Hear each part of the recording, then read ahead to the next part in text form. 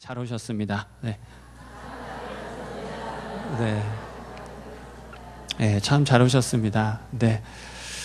근데 이것만 하면 조금 섭섭하시죠? 예, 그래서 하나씩 또 지난주부터 하나씩 얹어 가고 있는데, 오늘은 5개만 해보겠습니다. 한꺼번에.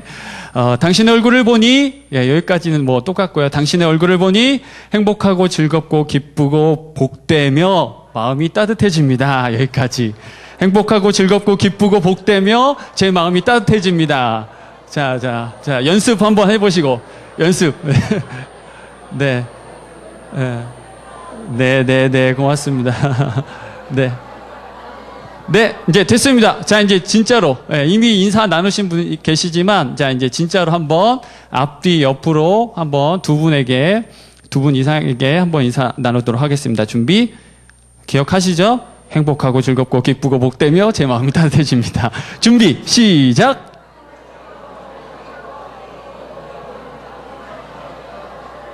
네.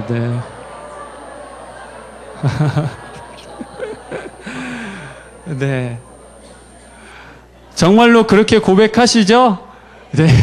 말 때문에 마음은 조금 그러신 것 같은데, 다음 주에는 조금 더 신선한 걸로 준비해서 하나 더 얹어서 가져오도록 하겠습니다. 앞서 말씀드린 대로 오늘 6번째 시간인데요. 전반부에 1강부터 4강까지는 이제 신약의 내용들 다루었고, 이제 6강부터 5강부터 5, 6, 7, 8강, 이 나머지 4강은 구약을 또 함께 나누도록 하겠습니다. 그래서 지난 시간에는 구약 첫 번째 들어가면서 구약 당시 그 상황이 진행되는 역사, 지리, 어떤 그런 당시의 정황들, 그런 모습들 살펴보았고, 무엇보다도 조금 기억해야 할 내용들은 신명기 6장에 나오는 그 내용, 그 말씀을 근거로 해서 이스라엘아 들으라 하시고 말씀하시고, 그 다음부터 쭉쭉쭉 이어지는 하나님의 말씀들, 그 말씀을 근거로 해서 모세오경을 창세기, 출애굽기, 레위기, 민수기, 신명기 이 모세오경을 살펴보았습니다. 그래서 이 말씀드렸지만 유대 민족들은 그 자녀들을 가르칠 때 이 신명기 이 말씀을 근거로 해서 그 민족성과 하나님 여호와 신앙이라고 하죠. 그 여호와 신앙을 아주 그냥 뼛속 깊이 그냥 새겨지도록 아주 이렇게 교육하는 그런 모습들을 살펴보았습니다. 그래서 지난주에 나누려고 했는데 오늘 한번 살짝 보여드리면, 그 말씀드렸잖아요. 6월절 예식인데 매년 1회씩 매년 한 번씩 6월절 예식을 지내는데, 그때 이제 자녀가 먼저 아버지에게 묻죠. 아버지 예식의 뜻이 무엇입니까? 그러면 그때 그 가장이 이 예식은 말이란다 하면서 태초에 하나님이 천지를 창조하시고 그 다음에 아브라함을 통하여서 노아를 통하여서 뭐 이런 이야기들, 그 민족의 역사들을 쭉 이렇게 이야기합니다. 매년 그것들을 반복한다고 생각해 보세요. 그냥 뭐 외우려고 해서 그냥 외워지는 게 아니라 저절로 그게 삶이 되어지는 거죠. 그래서 이런 부분들은 한번 저와 여러분이 기억하면 좋겠다 해서 한번 나누었고요. 그 다음에 그 6월절 날 먹는 음식들은 뭐 무교병, 쓴나물, 또 뭐 다리 꺾지 않은 그런 어린 양 잡아서 또 이웃과 나눠 먹고 함께 먹고 이렇게 하는 그런 풍습이 있습니다. 그 다음 보시면 동일하게 6월절 예식 진행되는 거고요. 오른쪽에 있는 그림은 다 아시죠? 오른쪽에 있는 그림 혹시 뭘 의미하는지 아실까요? 예, 맞습니다.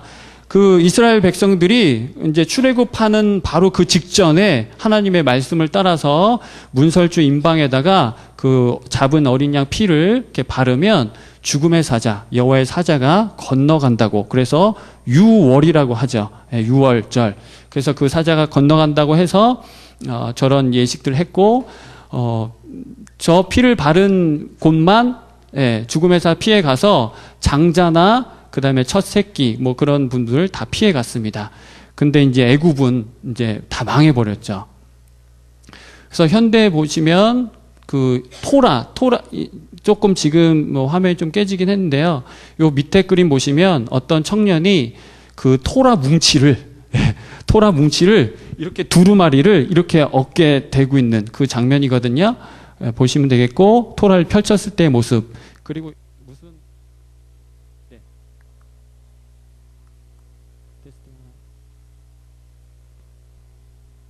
그다음에 이거는 토라를 펼쳤을 때 그 토라를 펼쳤을 때 읽기 편하게 이제 포인터 같은 걸로 해가지고 이렇게 해서 읽는 그런 또 모습을 볼 수 있고요. 뭉치 보시면 되겠습니다. 네. 그래서 좀 감사하지 않습니까? 토라가 뭐라고 했죠 그때 저번 주에 제가 토라? 네, 이렇게 나오시면 곤란한데요. 창세기, 출애굽기, 레위기, 민수기, 신명기 이 모세 오경 5권을 하나님의 말씀, 율법이라고 해서 토라라고 했잖아요. 그래서 토라를 이렇게 하려면 저렇게 들고 저 뭉치를 들고 다녀야 됩니다. 그런데 저와 여러분은 이 성경 66권 이 한 권에 딱 가지고 있으니까 얼마나 은혜이지 않습니까? 예, 저만 그런 것 같네요. 네. 아무튼 이거는 그냥 참조해서 보시면 되겠고, 오늘은 이제 이어서 이제 역사서 쭉 한번 내용들을 이어가 보도록 하겠습니다. 이제 저 그림은 이제 이스라엘 지경에, 좀 이따 다룰 거지만 이스라엘 지경에서 12지파들이 그 땅을 분배한 그 내용들을 여기다 실었습니다. 그래서 밑에 유다, 시몬부터 해가지고 저기 끝에 단지파가 제일 끝에요. 그래서 뭐 성경에 나오잖아요. 단에서 부엘세바까지 뭐 그런 내용들이 나오는데 여기 끝에서부터 이 끝까지 요 내용들 이렇게 보시면 되겠습니다. 이거는 띄워놓고 이렇게 진행하도록 하겠습니다. 그래서 오늘 1페이지 먼저 보시면 오늘도 제가 빈칸을 쳐 놓았는데요. 율법서는 지난주에 우리 율법서하고 시가문학서 우리 한번 채우는 시간 가졌거든요. 창세기, 출애굽기, 레위기, 민수기, 신명기, 모세 오경 쓰고 그 다음에 시가문학서 욥기, 시편, 잠언, 전도서, 아가 이렇게 되어 있습니다. 그래서 제가 뭐 살짝 퀴즈 아닌 퀴즈를 내면 욥기가 제가 그때 어느 시대 때 이제 좀 속해 있다고 했죠? 어느 시대 때? 예? 그렇죠. 족장 시대여서 그 밑에도 나와 있지만 창세기 그 책과 그 같은 라인에 이렇게 딱 꽂아 두시면 돼요. 그 책이라고 보시면 같은 라인에 욥기 그 책을 딱 이렇게 꽂아 두시면 돼요. 그래서 족장 시대에 일어난 일들이기 때문에 거기다 두시면 되겠고, 시편은 아시는 것처럼 다윗의 이야기가 기록되어 있잖아요. 그래서 사무엘 상하 보시면 되겠고, 그 다음에 이제 잠언, 전도서, 아가는 솔로몬 시대, 솔로몬과 또 뭐 몇몇 사람들이 기록해 놓은 책인데 그런 지혜서라고도 불리잖아요. 그런 것들 그 열왕기 상에 솔로몬 이야기가 나오죠. 그래서 그 라인하고 맞춰서 책을 꽂아 두시면 되겠습니다. 그래서 다음 시간에는 이제 선지서, 대선지서, 뭐 소선지서 이렇게 또 쭉 나갈 건데, 오늘은 이제 역사서 좀 그 가운데 토막, 이제 포로 귀환까지 그 이후까지는 안 가고요. 그 이제 멸망하는 때까지 거기까지만 오늘 다루고 그 이후에는 다음 주에 또 나누도록 하겠습니다. 그래서 거기 이제 두 번째 밑에 칸으로 넣으시면 그 역사서 빈칸 다 쓰셨죠? 네, 여호수아, 사사기, 룻기, 그 다음에 사무엘 상하, 열왕기 상하, 역대 상하. 그거는 뭐 반복되니까 제가 거기다 띄웠고요. 그 다음에 포로 시대와 포로 귀환 시대, 에스라, 느헤미야, 에스더 이렇게 쓰시면 되겠습니다. 두 번째 도표를 보시면 지난번에도 설명드렸는데 일단 시가서 배열은 그렇게 하시면 되고요. 지금 이제 두 번째 배열은 시간적 순서에 따라서 한 것입니다. 그래서 가운데 역사서를 중심으로 해서 그 위아래로 시가서, 선지서 이렇게 배열을 하는 게 더 이제 쉽습니다. 그래서 역사서 안에서도 레위기, 신명기 이런 것들은 이제 부차적인 기본 역사 기본 맥에서 그것들을 설명해 주는 책이라고 보시면 되겠습니다. 그래서 창세기, 출애굽기하고 민수기 사이에 레위기가 있고요. 이거 레위기는 하나님의 법이잖아요. 그러니까 그 시내산에 있을 때 받은 그런 율법, 명령들 그런 내용들을 다루고 있기 때문에 그 역사 맥에는 이제 안 넣었고 그 따로 빼놓은 것입니다. 신명기도 역시 동일하고요. 그 다음에 사사기하고 사무엘상 그 사이를 그 엮어주는 책이 룻기인데 짧지만 정말 강력한 책입니다. 그 왜 강력한지는 또 왜 의미 있고 강력한지는 좀 이따 다루도록 하겠습니다. 그리고 이제 역대상하고 역대하를 배열을 이제 하셔야 되는데 역대상은 그러니까 역대기는 다윗 이야기를 중심으로 되어 있기 때문에 사무엘하부터 이제 다윗이 본격적으로 왕정으로 딱 되고 왕이 되고 그 다음에 이제 이어지는 그 나타난 이야기들을 써놓았기 때문에 역대상은 사무엘하고 이어주시면 되고 열왕기상하고 열왕기하 이 두 권을 합쳐서 역대하 이렇게 묶어주시면 되겠습니다. 그렇다고 해서 역대하가 다른 그 북이스라엘의 그런 민족들의 어떤 이야기를 다루고 있지는 않습니다. 그러니까 유대 중심으로, 남유다 중심으로 그 이야기들을 서술해 가고 있습니다. 그렇게 참조해 주시면 되겠고, 그 다음에 남유다와 북이스라엘과 남유다가 멸망한 뒤에 이제 바벨론으로 북이스라엘은 아수르에게 먼저 망하고 그 다음에 남유다는 조금 후에 바벨론에게 망하지요. 그런 다음에 포로로 잡혀가고 그 다음에 다시 귀환하는 때 그때 이제 에스라, 에스더, 느헤미야 이렇게 배열을 하시면 되겠습니다. 밑에 선지자들도 물론 이제 이름 없는 선지자들이 쭉 뭐 이제 창세기 시절부터 쭉 나타나 있긴 했는데 이제 우리가 뭐 그런 세세하게 다 다룰 수는 없고 지금 이제 성경에 지금 배열되어 있는 선지자들 이제 선지서는 주로 이제 선지자들의 이름을 따서 이렇게 해놨는데 그것도 이제 지금 그 책의 그 라인에 맞게 이렇게 배열을 한 것이기 때문에 참조를 하시면 되겠습니다. 예레미야가 예레미야가 있고 그 오른쪽에 보시면 애가가 있잖아요. 예, 나라가 망한 후에 이제 예레미야가 그 망한 성과 또 백성들 끌려가는 모습들을 보고 울면서 쓴 그런 내용들 애가가 있고 또 에스겔, 다니엘 뭐 이런 선지자들 활동한 것들을 볼 수가 있습니다. 2페이지로 넘어갈게요. 그래서 지금 띄워드린 지금 이 이제 지도가 이제 12지파가 이제 가나안 땅을 정복해서 이제 제비 뽑기 하고 먼저 이제 큰 지파들이 인원이 많은 지파들이 먼저 이제 배치를 하고 그다음에 나머지 지파들 제비를 뽑아서 이렇게 배열하는 것들을 이렇게 볼 수가 있습니다. 여호수아 이제 지난 시간에 이어서 이제 오늘 역사서 이제 첫 역사서죠. 그러니까 여호수아를 볼 건데요. 이 내용 보기 전에 우리 영상 한번 보시죠.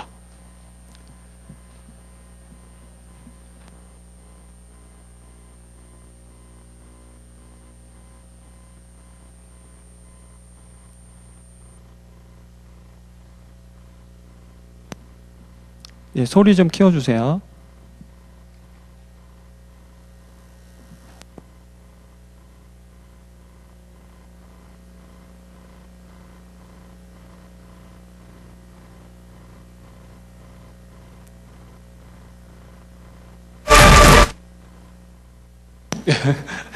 네.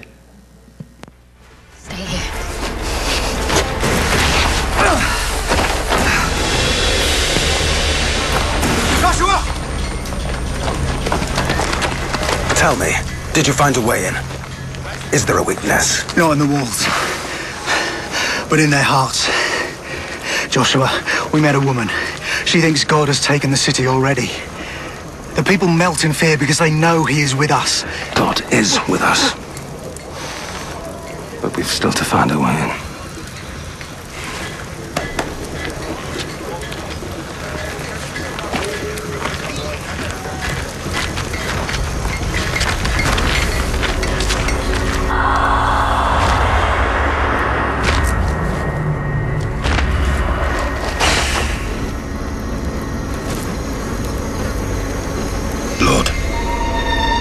When I was a slave, you showed me your love and your power. You have given me new life. Would you have us turn back?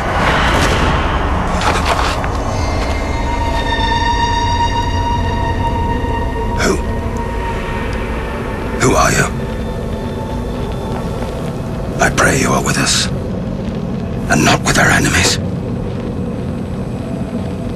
I am with God, commander of the Lord's army.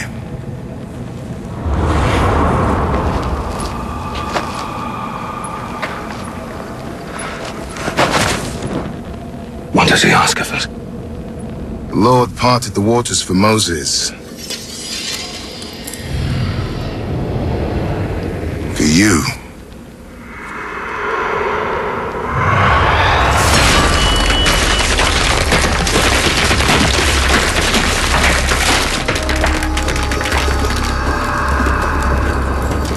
He will split rock. This is what you must do. March around the city once a day with all the armed men. Do this for 6 days. Carry the Ark with you. It contains God's commandments.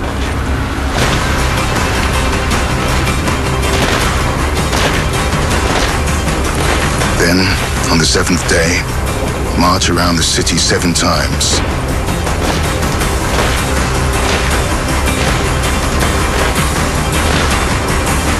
Then the priests should make a long blast with the ram's horn. As soon as you hear the sound of the trumpet, the people shall shout a great shout.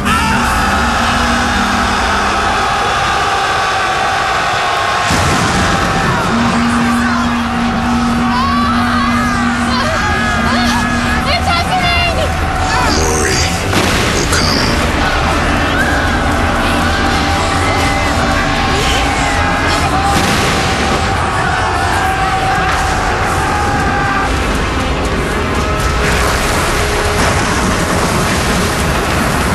Truly is the shaper of the world!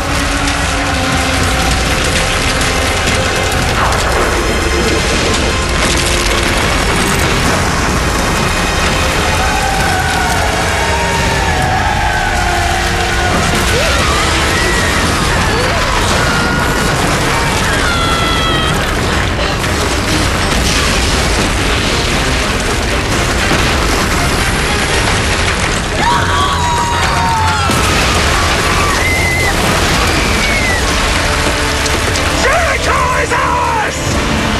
We give this city to the Lord! Destroy everything!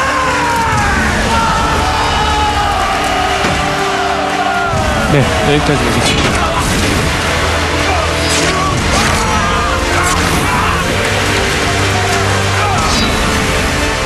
네, 소리도 Only Rahab. 계속 더 보고 싶으시죠? 네. 어떤 내용인지 아시죠? 네, 여리고성 무너지는 그 장면인데요. 이미 그 땅 사람들이 두려움에 떨고 있었습니다. 하나님의 백성이 이렇게 막 근처에 가까이 오니까 이미 두려워 떨고 있었고, 아까 또 영상에서 빠르게 지나갔는데 어떤 여인이 자기 집 문에다가 뭐 걸었죠? 네, 맞습니다. 붉은 줄을 걸어가지고 그 라합의 집이잖아요. 그 라합의 집만큼은 다른 사람들은 다 멸망해도 그 집만큼은 구원에 이렇게 참여하게 된 그런 집, 이런 것을 표현이 되어 있습니다. 또 여호수아가 이제 또 하나님 앞에 기도할 때 또 여호와의 사자가 또 이렇게 와가지고 또 하나님의 또 말씀을 전하는 그런 모습이었습니다. 영상으로 이렇게 표현이 됐는데요. 뭐 그냥 성경 내용 한 게 아니라 뭐 역사적인 고증이나 그런 걸 다 검증해서 한 것이겠죠. 한번 성경의 내용과 비교하시면서 한번 내용을 보시는 것도 좋을 것 같습니다. 그래서 여호수아 들어가면요, 잘 아시지만 이제 가나안 정복과 들어가서 이제 정복을 하죠. 하나님께서 약속해 주신 그 땅, 젖과 꿀이 흐르는 그 가나안 땅을 정복을 하고 그 다음에 그 땅에 정착하는 그 이야기가 여호수아에 담겨 있습니다.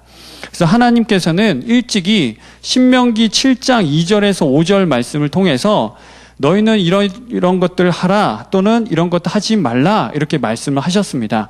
한번 이 말씀은 찾아보도록 하겠습니다. 신명기 7장 2절에서 5절까지.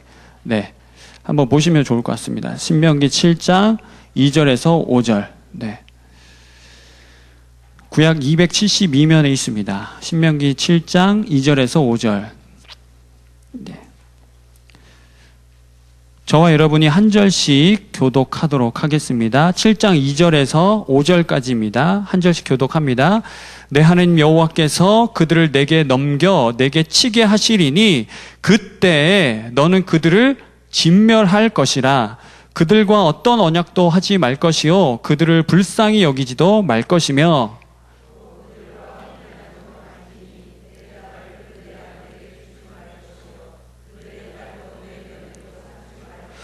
그가 내 아들을 유혹하여 그가 여호와를 떠나고 다른 신들을 섬기게 함으로 여호와께서 너희에게 진노하사 갑자기 너희를 멸하실 것임이니라.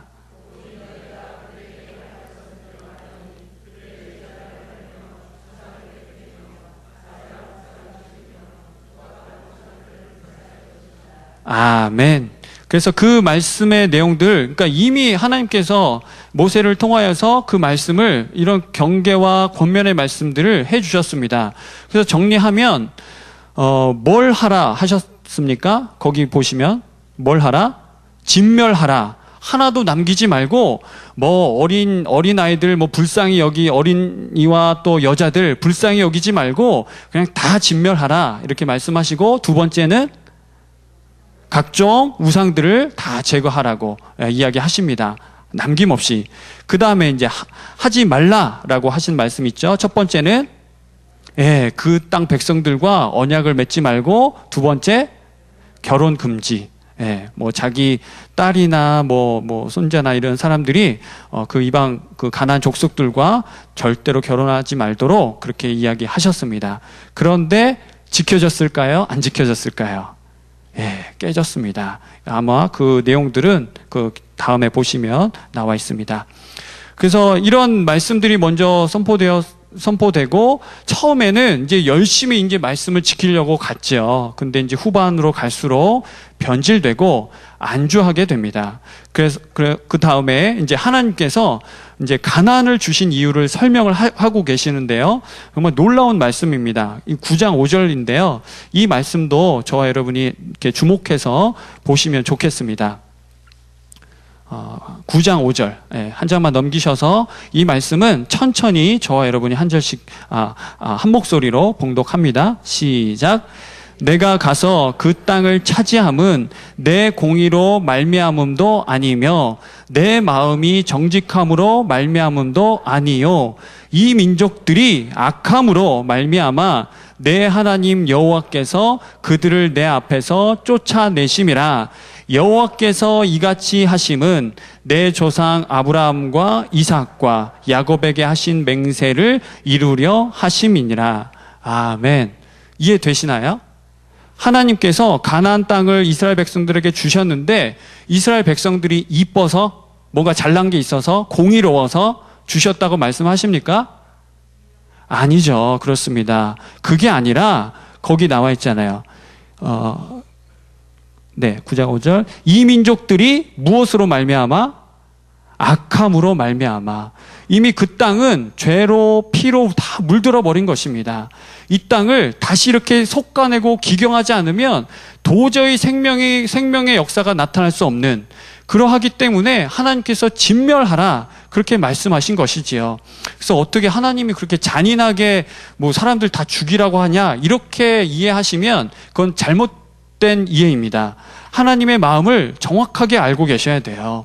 그 땅이 계속 그렇게 놔두면 도저히 생명의 역사가 일어날 수 없기 때문에 처음에 사람을 지으셨을 때 말씀하셨던 그 생명의 말씀, 그것들이 이어져 갈 수 없기 때문에 그것들을 단절시키고 그 심판의 도구로 이스라엘 백성들이 사용된 것 뿐이죠. 그래서 누구도 하나님 앞에서 자기의 어떤 의로움이나 자기 뭐 잘남 이런 거 내세울 사람이 단 한 사람도 없습니다. 그리고 또 하나 중요한 것은 뭐냐면 그 끝에 나와 있는데요. 내 조상 아브라함과 이삭과 야곱에게 하신 맹세를 뭐하려 하심이라? 이루려 하심이라. 하나님께서 내가 약속한 그 땅, 그냥 말로 끝난 것이 아니라 실제로 이때 이제 성취되는 거죠. 그래서 그러한 의미로 이 여호수아를 그러한 시각과 눈으로 그 마음으로 이렇게 보시면 좋겠습니다. 그런 가지고 읽으시면 좋겠습니다. 그래서 이 여호수아 그 전체 일정을 쭉 한번 살펴보시면 이제 모세 사후에 그 다음에 이제 뭐 담임 목사 항상 표현하신 대로 모세 가방을 들고 다녔던 여호수아가 이제 후계자로 택함 받고 이제 여호수아가 그 이스라엘 백성의 지도자가 되지요. 얼마나 두렵고 떨렸겠습니까?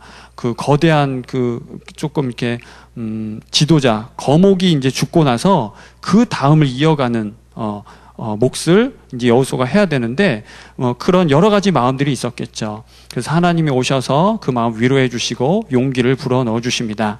그래서 후계자 먼저 이렇게 택함 받고 그 다음에 이제 정탐꾼을 보내서 이제 그 땅이 이제 어떤 상황인지 이제 살펴보게 하고 그 다음에 아까 그 영상에서 표현된 대로 그 라합의 집에 들어가서 이제 숨게 되죠. 그리고 붉은 줄을 표시를 해가지고 그 집만큼은 구원을 얻습니다. 그런 다음에 이제 실제적으로 요단강을 건너고요. 이때도 이제 홍해 어떤 비슷한 사건처럼 물을 제사장들과 백성들이 이제 발에 물이 이렇게 찰랑찰랑 하는데 갈라지지 않았죠. 근데 점점 허리 그다음에 가슴 이렇게 올수록 오니까 이제 그 다음부터 요단강이 갈라지고 도하게 됩니다. 그런 다음에 이제 길갈에서 할례를 하는데요. 여기도 중요합니다. 이게 무슨 의미냐면 그 다음이 뭐죠? 길갈 할례 다음에 여리고 함락 남아 있잖아요. 조금 있으면 이제 그 거대한 성, 가나안의 첫 성 여리고를 무너뜨려야 되는데 그 중요한 순간에 할례를 받습니다. 할례가 뭔지는 다 아시죠?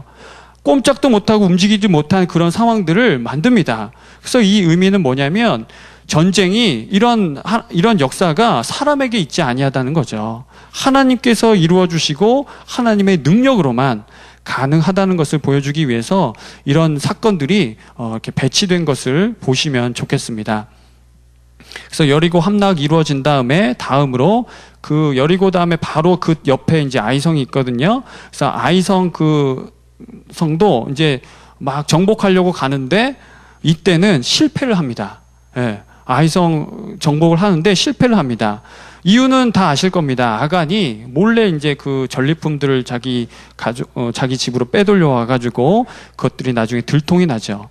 표면적인 이유는 이것인데 그 영적으로 보면 여호수아와 그 이스라엘 백성들이 여호와께 묻지 않고 그냥 진행합니다. 자기들의 힘만 믿고 군사적인 어떤 그런 열세만 우리가 뭐 여리고 성도 이렇게 했는데 뭐 그런 어떤 마음가짐으로 아이성에 참여했나 봐요. 그래서 아이성이 100% 첫 번째 실패하고 그 다음에 이제 회개를 한 다음에 돌이킨 다음에 아이성을 정복하게 됩니다. 그렇게 거대한 성을 이제 정복을 한 다음에 하나님께서 아까 하지 말라고 하셨던 일들을 여기서 하게 됩니다. 그게 바로 기브온 거민과 언약을 맺는 것입니다. 이 사람들이 뭐 그냥 와서 우리랑 화친 맺으시죠 이렇게 한 게 아니라 술수를 쓴 거죠. 거짓으로 이제 거짓 행색으로 와가지고 우리 뭐 먹을 것도 없고 뭐 이렇게 하는데 좀 도와달라라고 이렇게 조금씩 들어와가지고 나중에는 그 신분이 밝혀집니다. 언약을 맺은 이후에 그 가나안 족속임을 밝혀집니다. 그래서 기브온 거민 언약을 맺었는데 하나님께서는 이제 이방 민족과 가나안 족속과 맺은 언약이라 할지라도 그 언약을 그냥 쉬 보지 않으시고 아주 제대로 지키십니다. 그래서 이 기브온 거민은 이제 이스라엘 백성들이 뭐 싫어도 지키고 보호해야 할 백성들인 겁니다. 왜냐하면 이 언약을 깨트리면 하나님께서 이스라엘 또한 심판하시기 때문에.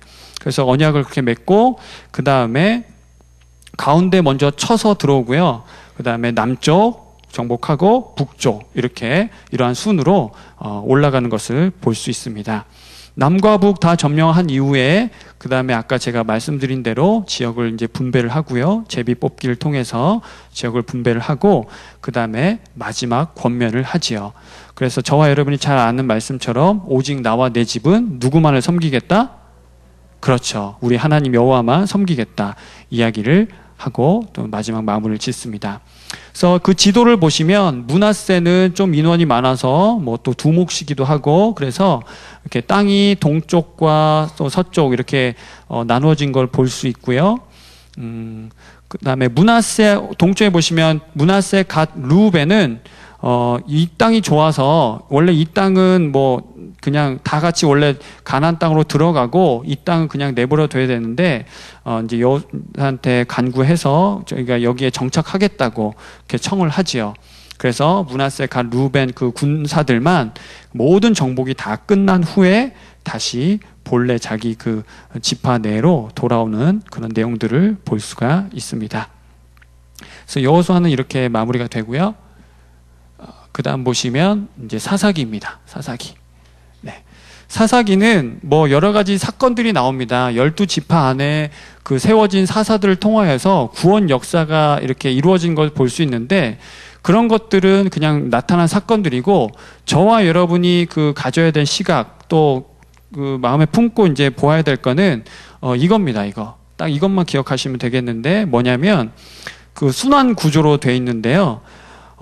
이스라엘 백성들이 범죄합니다. 하나님을 이제 버리고 그 가나안 족속, 그들이 섬기는 신을 따라가죠.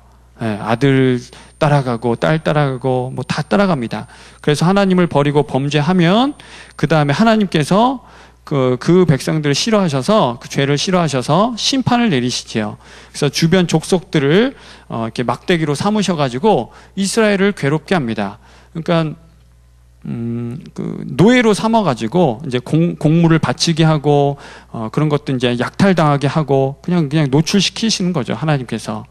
그러면 이제 이스라엘 백성들이 괴로워서 하나님 앞에 부르짖습니다. 세 번째, 간구하는데 부르짖으면, 네 번째, 하나님께서 그 부르짖음을 들으시고 누구를 세우셔서, 사사들을 세우셔서 구원을 하십니다.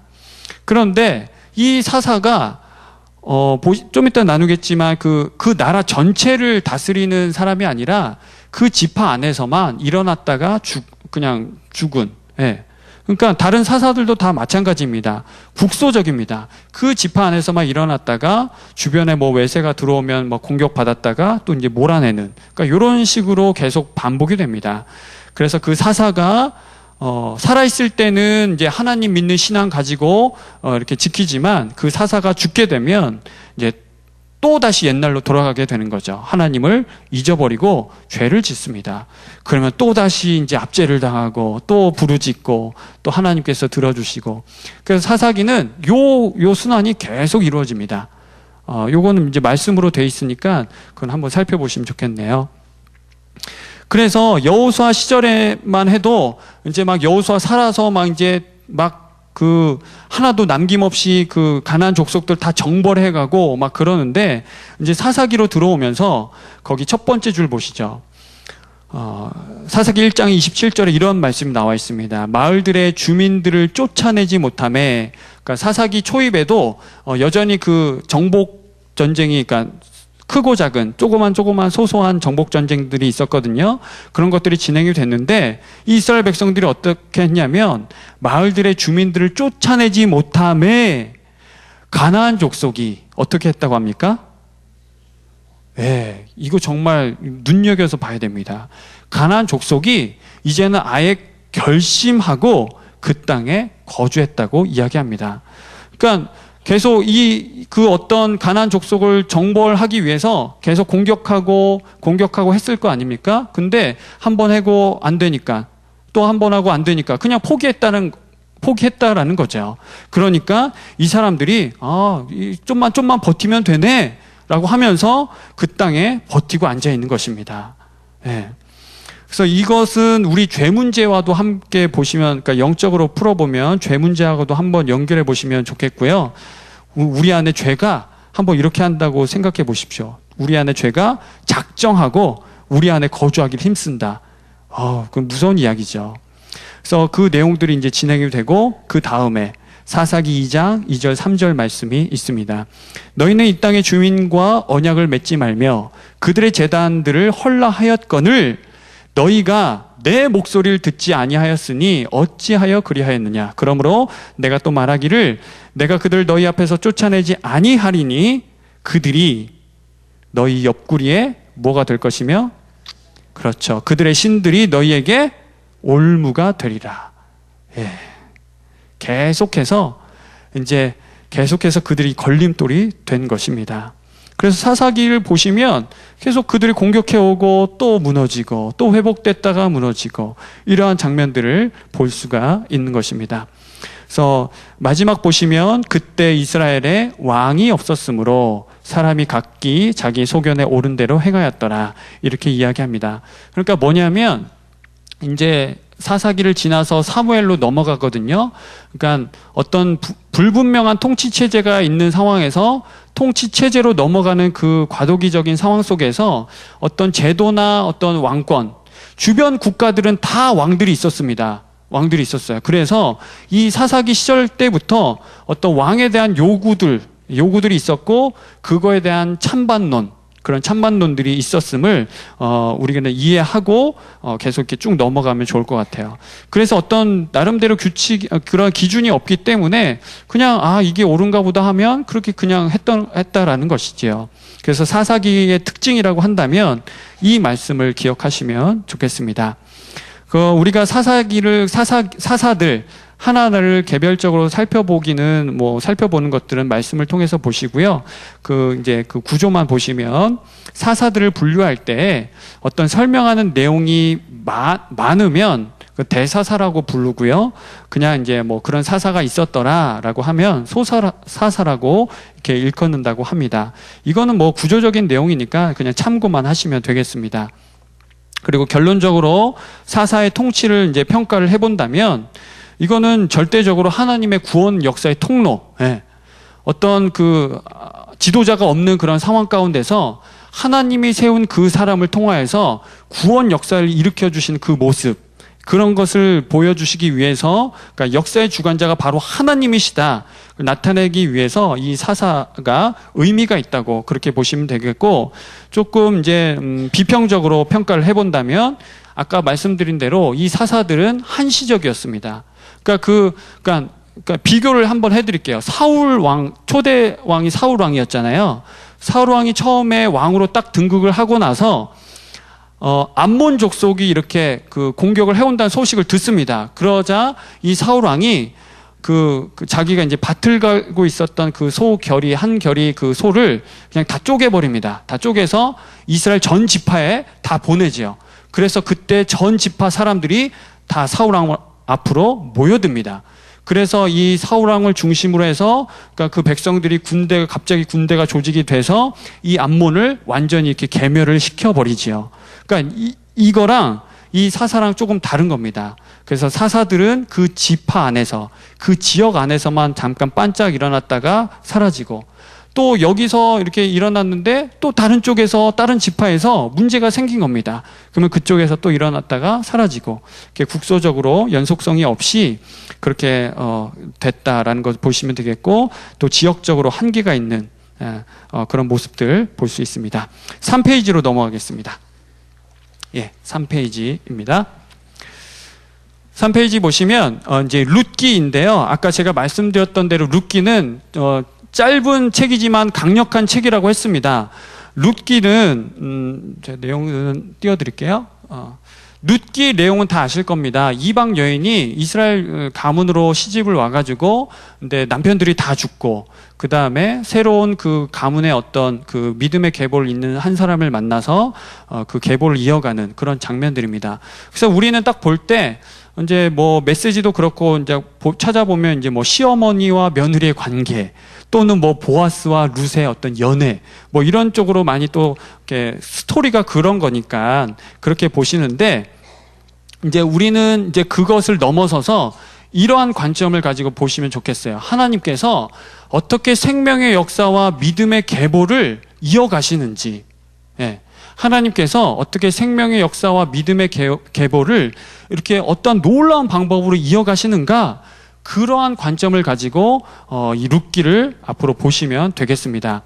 그래서 그 생명의 계보, 믿음의 계보를 이어가는데 이스라엘 여인을 사용하십니까? 이방 여인을 사용하십니까? 그렇죠. 이방 여인을, 그러니까 믿음의 계보를 이어감에 있어서 정말 하나님 앞에 바로 서 있는 이방 여인이라 할지라도 바로 서 있는 그 한 사람을 통하여서, 믿음의 그 한 사람을 통하여서 그 계보를 하나님께서는 이어가신다, 그런 메시지를 보시면 좋겠습니다.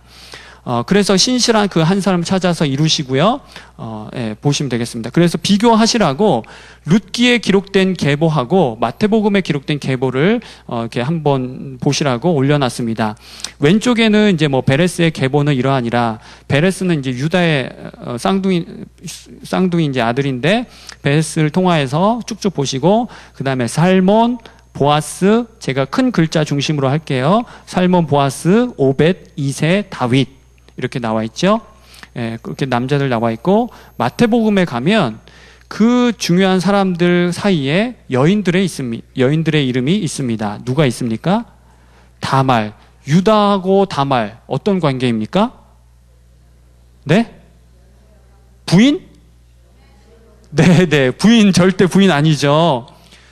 여기서 기억하십시오. 하나님께서 믿음의 계보를 이어가시는데 어떤 그런 조금 우리가 볼 때는 비정상적인 그런 관계를 할지라도 신실한 그 한 사람 통해서 이어간다 하셨죠. 그래서 다말, 그 하나님을 믿는 다말 통해서 이어가시고, 그 다음에 살몬 옆에, 살몬하고 누구? 라합. 이 사람도 창기였죠. 창녀라고 했는데, 기생이라고 했는데 라합 이어가시고, 그 다음에 보아스하고 룻, 이방 여인, 모압 여인 룻하고, 이렇게 해서 하나님께서 다윗의 계보, 그 다음에 그리스도의 계보로 이어가십니다. 이거는 뭐 아까 제가 말씀드린 그 내용만 참조하시면 좋겠습니다. 그리고 바로 이어가도록 하겠습니다.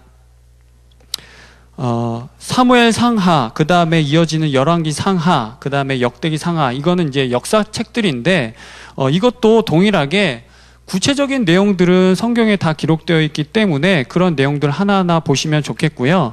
여기서 어떠한 관점 가지고 어떠한 그 핵심을 가지고 우리가 볼 건가, 그것만 딱 잡으시면 되겠습니다. 그래서 사무엘 상하는 원래 한 권으로 돼 있었습니다. 한 권으로 돼 있었는데 그 헬라어로 번역하면서 70인 번역되면서 이게 이제 두 개로 나누어졌고요.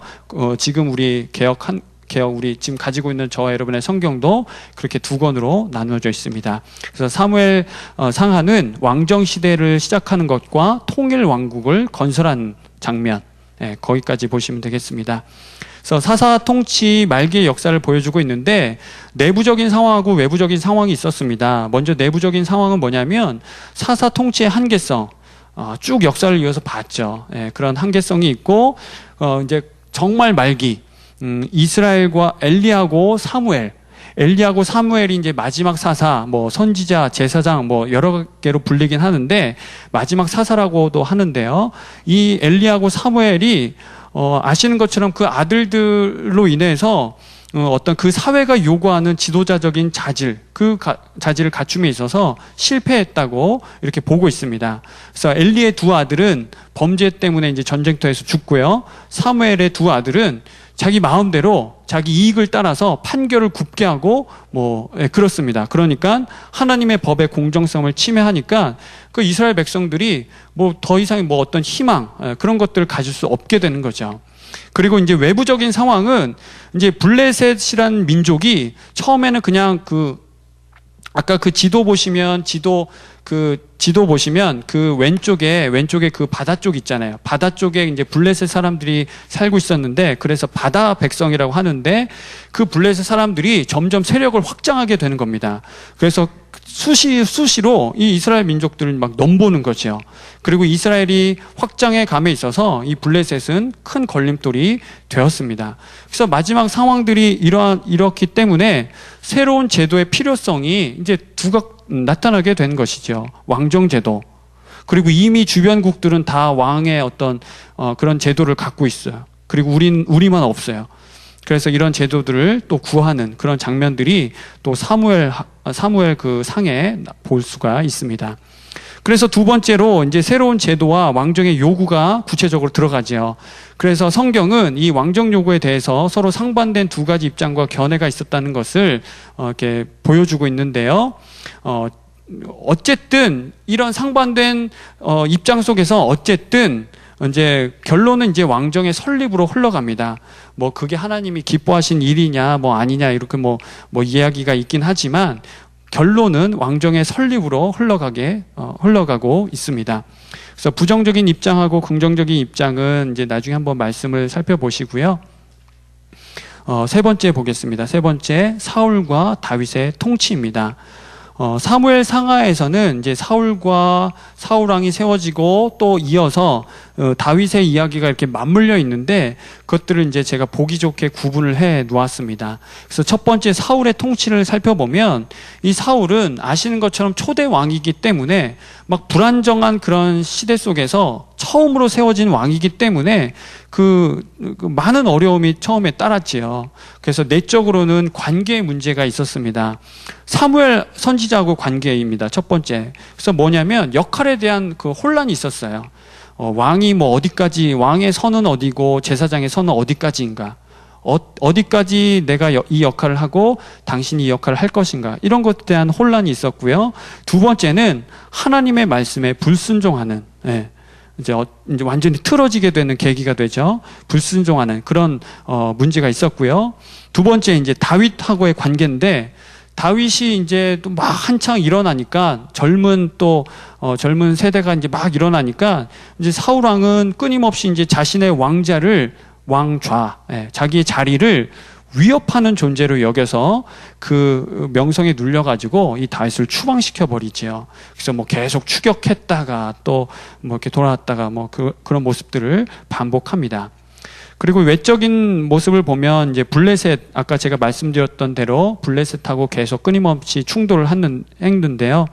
첫 번째는 뭐 요나단 전투가 있었고, 두 번째는 뭐 다윗의 전투, 골리앗 싸우는 거 그런 거 있었고, 세 번째는 이제 길보아 전투에서 전사하는 거, 마지막 전투에서 전사를 하게 되죠. 아들들하고 다. 그래서 그런 내용들이 사울 이제 통치 시대 때 이렇게 있었다 보시면 좋겠고요. 그 다음에 두 번째입니다. 다윗의 통치 때는 우리는 보통 이제 헤브론 지역에서 있었을 때 다윗과 예루살렘에 있었을 때 그 다윗, 그런 이제 두 가지로 크게 보기도 하는데, 조금 더 구체적으로 들어가면 이제 시글락, 여기는 이제 그 이방 땅이거든요. 블레셋 그 지경 내에 있는 이방 땅이 있는데, 시글락에서 이제 뭐 대략 1년 4개월 정도 체류를 했었는데, 이때 왜 갔는지 아시죠? 사울이 이제 계속 추격해 오니까 이제 마지막 결국에는 망명을 하게 됩니다. 망명을 해서 그 소식을 듣고 나서 사울이 이제 추격을 멈추고 다시 왕궁으로 돌아오게 되지요. 그럴 때 이제 다윗은 그 시글락에 있을 때 유다하고 그 블레셋 그 공통의 적들이 있었는데, 그 공통의 적들을 이제 파괴하면서 섬멸하면서 거기에서 얻은 전리품들을 가지고 와서 일부는 이제 블레셋 왕에게, 그리고 일부는 유다 그 장로들에게 이렇게 보냅니다. 그래서 블레셋의 보냄으로 인해서 자기의 어떤 신변이 보호가 되고요. 유다 장로들에게 보냄을 통해서 지금 내가 이방 땅에 넘어온 것은 내 의지로 일한 것이 아니라 내가 이제 사울 왕 때문에 어쩔 수 없이 넘어오게 됐다, 이런 것들을 표현하기 위해서 그렇게 중간 어떤 일들을 했던 것을 볼 수가 있습니다. 그래서 마지막으로 이스라엘 전투에서 빠지게 되는데요. 이 블레셋 민족들이 아까 그 길보아 전투, 이제 사울이 전사한 그 마지막 전투인데, 같이 이 다윗을 참여시키느냐 마느냐 논의가 있은 후에 사람들이 얘는 참여시키면 안 된다, 다윗은 참여시키면 안 된다 해가지고 이 전투에서는 빠지게 됩니다. 그리고 이제 두 번째 보시면 여러분들 잘 아시는 대로 7년 6개월 동안 이제 사울 왕의 전사 소식을 듣고 헤브론에서 이제 왕이 되는데요. 사울 집안과 그 사울을 지지하는 세력들, 그런 세력들을 다 그 마음들을 이렇게 추스리고 끌어안습니다.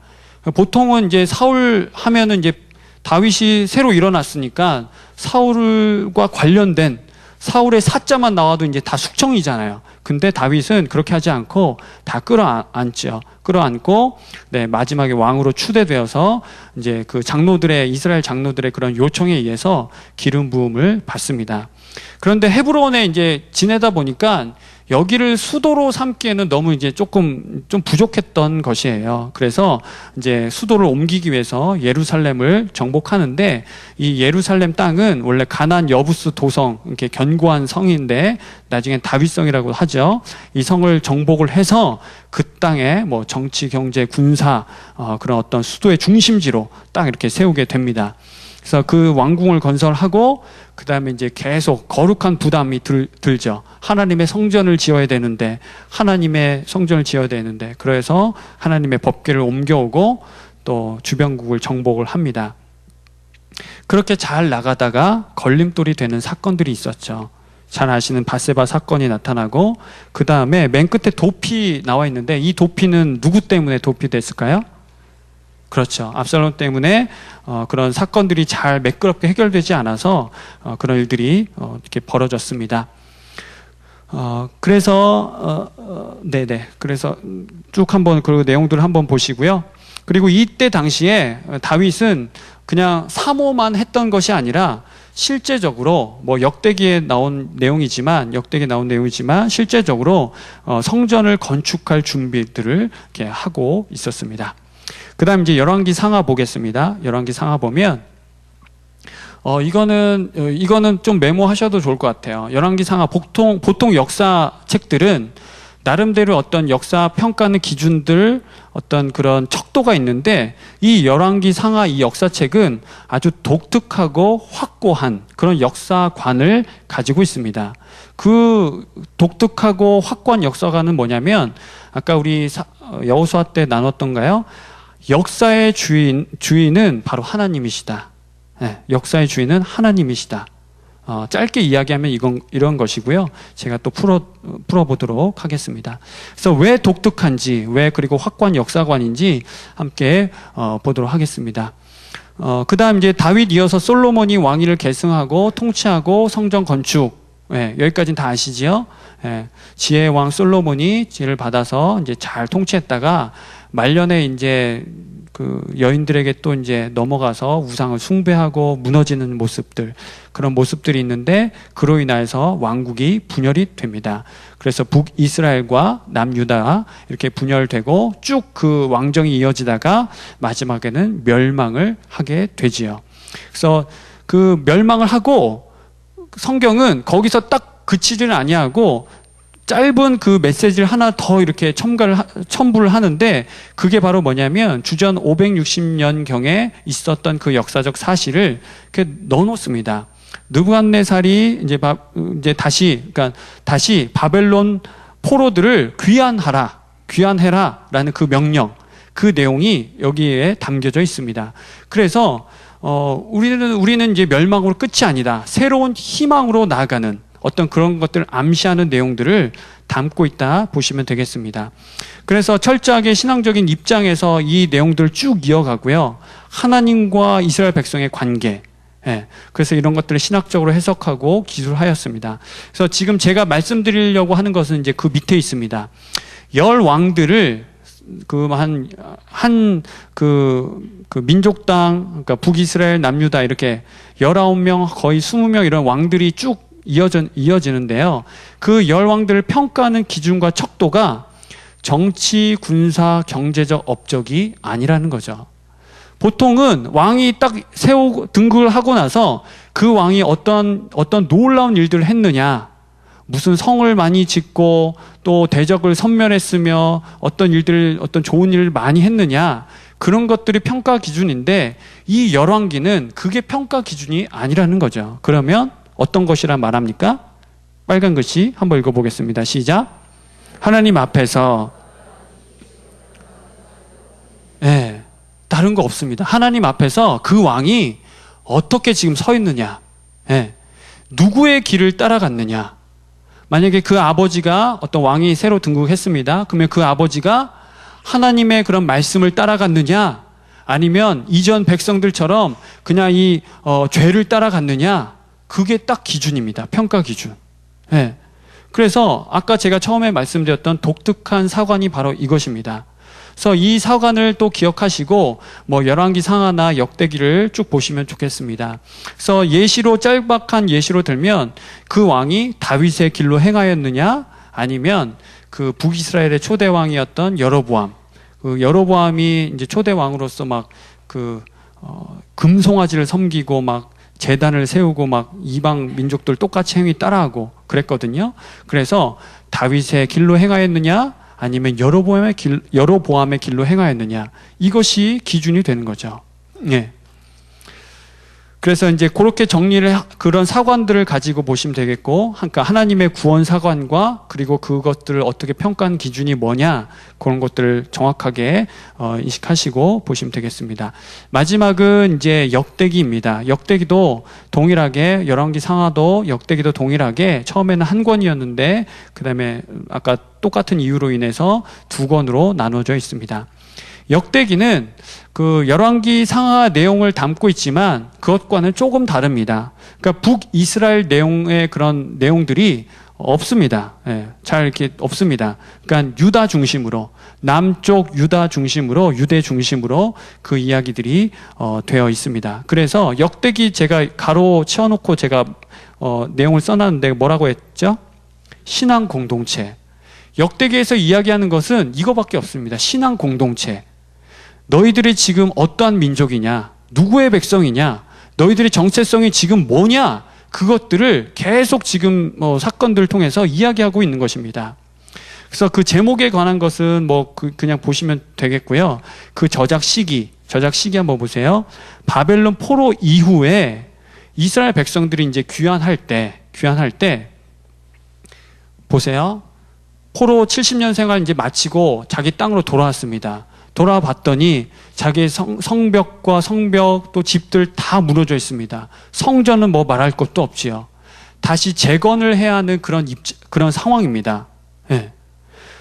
외적으로나 내적으로나 뭐가 아무것도 없는 거죠. 예. 그래서 그런 상황 가운데서 이 역대기를 통해서 이 백성들의 마음들을 이렇게 하나로 묶으려고 하고 어떤 분명한 정체성, 그것들을 심어주려고 했던 것이죠.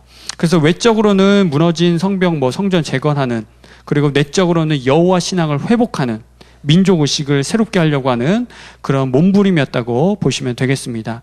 그래서 기록 목적도 제가 지금 좀 전에 말씀드렸고요. 맨 끝에 보시면 역대기는 계속 이거 중심으로 나가고 있습니다. 성전 중심, 예배 중심, 신앙 중심.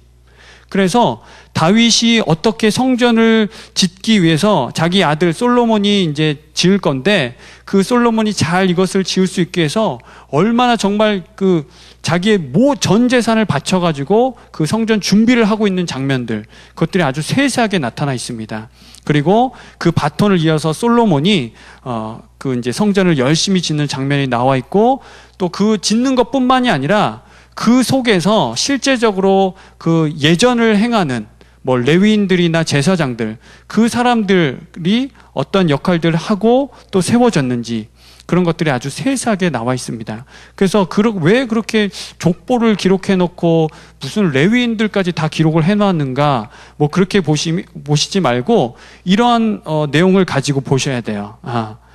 지금 이 무너진 사람들의 마음을 새롭게 하고 지금 다시금 그 중심을 잡기 위해서 이런 것들을 지금 기록했던 것이구나, 이렇게 보시면 되겠습니다. 그래서 특징이라고 한다면 사무엘과 열왕기서와 달리 다윗, 솔로몬의 잘못된 모습에 대해서 침묵을 합니다. 그러니까 열왕기에서는 그 다윗의 어떤 밧세바 사건, 솔로몬의 어떤 그런 치부가 되는 일들을 여과 없이 그냥 드러내는데, 역대기에서는 그러한 내용들에 대해서 침묵하고 잠잠하게 있습니다. 그러나 그 잠잠한 대신 아까 강조했던 것은 제가 좀 전에 말씀드렸던 다윗과 솔로몬의 어떤 성전, 제의, 율법 중심, 말씀 중심의 그런 모습들을 이렇게 강화하면서 어떤 중심 체제, 다윗과 솔로몬의 중심 체제를 이상적인 통치 모델로 이렇게 그 사람들에게 제시를 했던 것이죠. 그래서 그 신앙들을 회복하는 모습들 함께 보고 있습니다. 그래서 오늘 여기까지 이제 마치고요. 마지막 한 가지 더 말씀드리면, 제가 이제 북이스라엘 왕조하고 남유다 왕조 한번 보려고 제가 이제 저만 보려고 출력을 했는데, 왕들의 이렇게 이야기를 출력을 했는데, 북이스라엘 같은 경우에는 암살, 그러니까 보통은 남유다 같은 경우에는 상속이거든요. 아버지가 왕을 했으면 그 아들이 이어서 왕하고 쭉쭉 이어지는데, 북이스라엘 같은 경우에는 지금 암살, 상속도 있지만 암살이 무려 7무력 정변, 이거 포함해서 7, 8개 정도 됩니다. 그러니까 한 왕이 서면은 그냥 암살당하고 또 새로운 왕이 서고, 네, 그렇게 되는 것입니다. 그러니까 이것은 뭐냐면 하나님 없이 그냥 막 자기 마음대로 막 어떤 그런 역사를 써 내려가고 하려고 하고 자기 마음대로 통치하려고 하는 어떤 그런 모습들에 대해서 어떤 메시지라고 보시면 되겠습니다. 그래서 혹시 뭐 왕조에 대한 내용들이 필요하시면 저한테 오시면 제가 또 이 내용들 함께 또 공유해 드리도록 하겠습니다. 예, 오늘 여기까지 하고요. 함께 우리 합심해서 기도하고